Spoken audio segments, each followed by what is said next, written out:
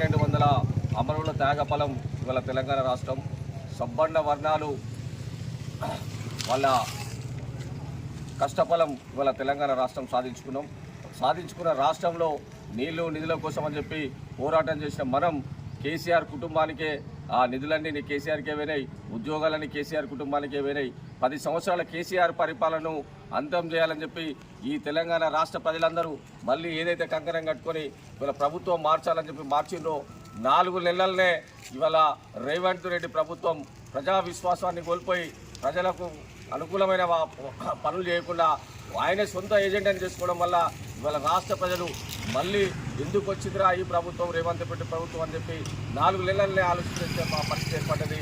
ఎందుకంటే వారు ఏ పని చేసినా ఎప్పుడు ఏ పని చేసినా ప్రజల కోసం ఆలోచించకుండా వాళ్ళ సొంత ఏజెండా కోసం ప్రజల మధ్యలో చిచ్చు పెట్టి అల్లర్లు చేయడం కోసమే ప్రయత్నం చేస్తున్నారు తప్పితే వారు ఏది కూడా ప్రజలకు అవసరమైన పనులు చేయడానికి ఇష్టం పని చేస్తారని చెప్పి సందర్భంగా గుర్తు చేస్తున్నాం.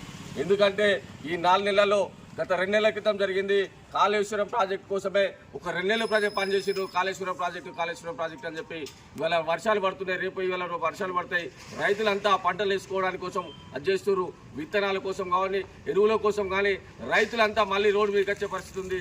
దాన్ని పక్కకు పెట్టి కేసీఆర్ రేవంత్ రెడ్డి గారు ఇవాళ తెలంగాణ లోగోను మార్చాలి, తెలంగాణ రాష్ట్ర గీతాన్ని యాడ్ చేయాలని చెప్పి ఏదైతుందో ప్రజల దృష్టి మళ్లించడానికి ప్రయత్నం చేస్తుంది తప్పితే ప్రజలకు అవసరమైన పనులు చేయడానికి ఈ ప్రభుత్వం లేదు. తప్పకుండా భారతీయ జనతా పార్టీ రేపు కేంద్రంలో అధికారానికి వచ్చిన తర్వాత మా నాయకులంతా ఇక్కడ మెజార్టీ స్థానాలు పార్లమెంట్లో గెలవబోతున్నాం. తప్పకుండా తెలంగాణ ప్రజలకు కావాల్సిన అన్ని మౌలిక వసతులు కల్పించడం కోసం జాతీయ నాయకత్వంతో పనిచేసి ఇక్కడ ఉన్న ప్రజలందరినీ ఆదుకోవడానికి భారతీయ జనతా పార్టీ మీ అండగా ఉంటుందని చెప్పి తెలంగాణ ప్రజలందరికీ విన్నవిస్తున్నాం. రైతులకు ఎక్కడ కూడా విత్తనాల కొరతలు ఉండగా ఎరువుల కొరతలు ఉన్నా భారతీయ జనతా పార్టీ మీ వెంటే ఉండి మీకు ఎరువులు కానీ విత్తనాలు కానీ అందించే బాధ్యత తీసుకుంటారని చెప్పి సందర్భంగా తెలియజేస్తూ మరొకసారి తెలంగాణ అమరవీరులకు అలాగే జమ్మికుంట పట్టణ ప్రజలందరికీ శుభాకాంక్షలు తెలియజేస్తున్నాం.